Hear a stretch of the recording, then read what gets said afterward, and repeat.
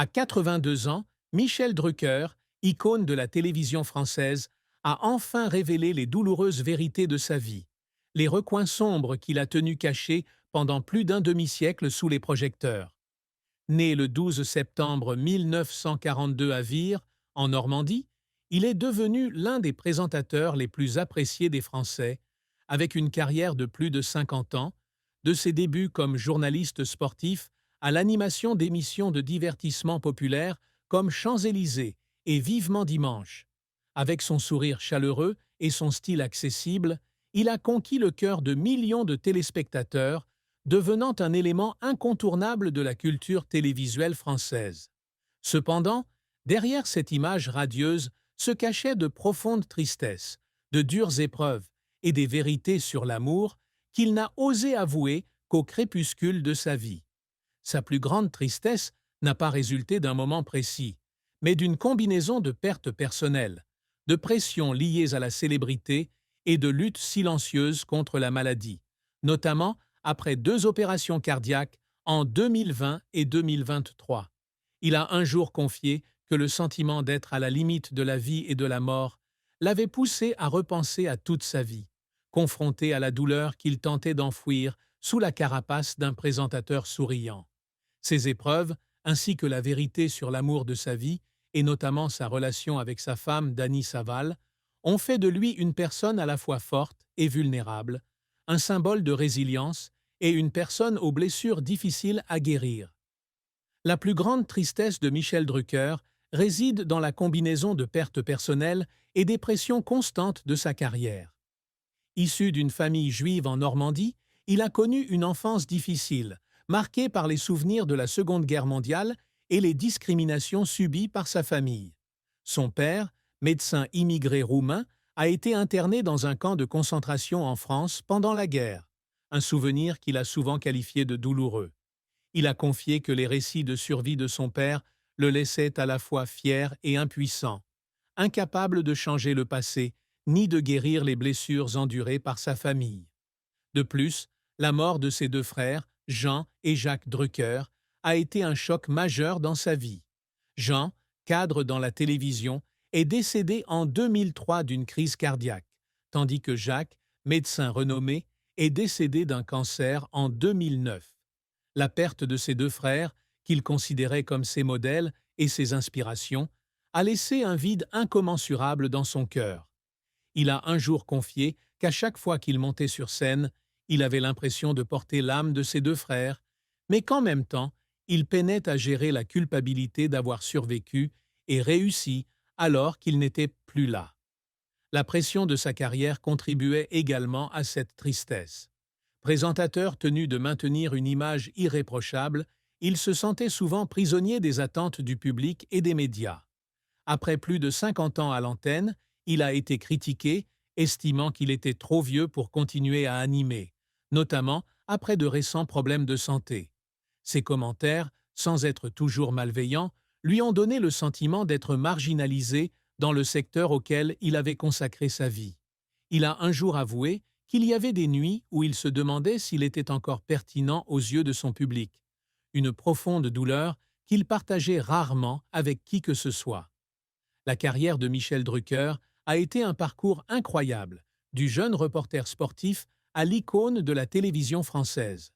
Débutant comme reporter sportif à l'ORTF en 1965, il s'est rapidement imposé par son style de reportage naturel et sa connaissance approfondie du football. L'une de ses expériences les plus mémorables fut sa couverture de la finale de la Coupe du Monde de 1970 entre le Brésil et l'Italie, où il a vu Pelé briller. Ce succès lui a permis de bâtir sa réputation et lui a ouvert des perspectives d'animation d'émissions de divertissement.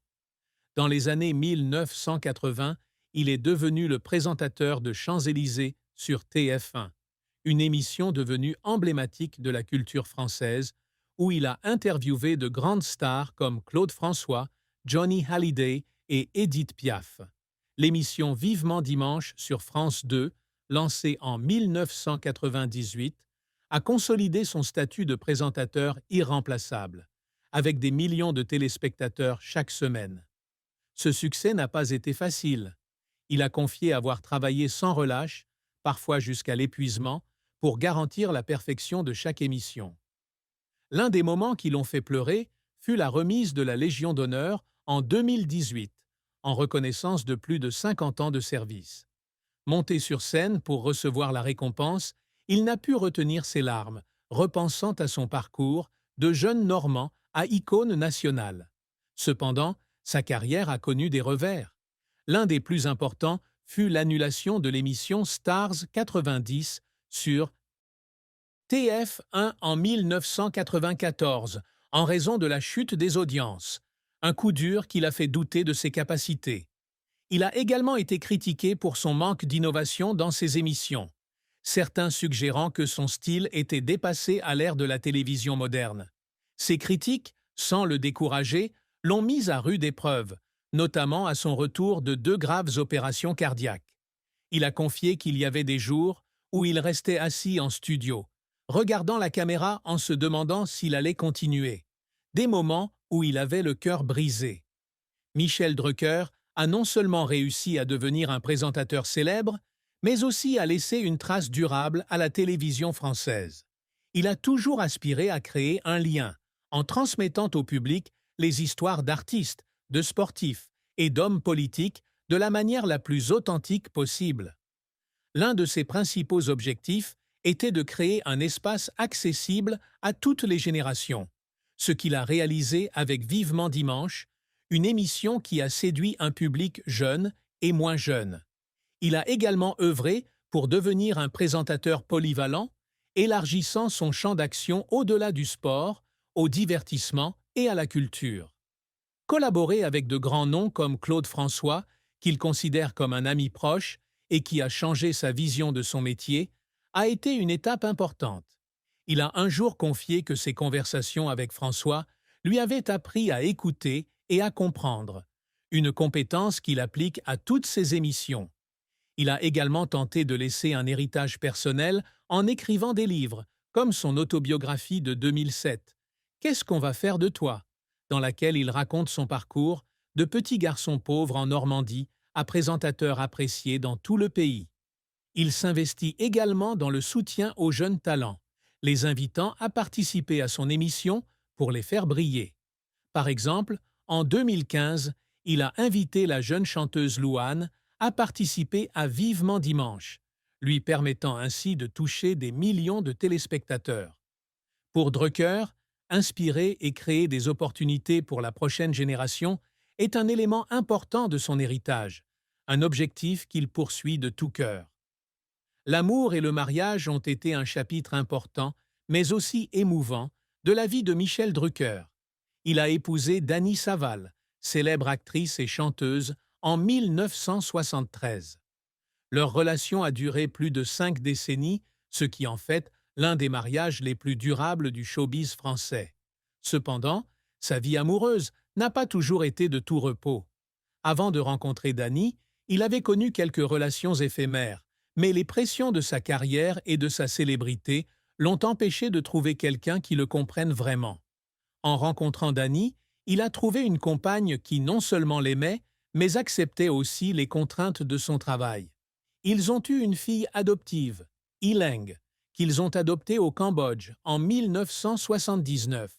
Cependant, l'une des plus grandes tristesses de sa vie amoureuse a été l'impossibilité pour lui et Dany d'avoir des enfants biologiques, une blessure profonde qu'ils partageaient autrefois. Il a raconté qu'il y avait des moments où il regardait Dany jouer avec Ileng et ressentait une tristesse indescriptible, car il avait toujours rêvé d'avoir une grande famille avec ses propres enfants.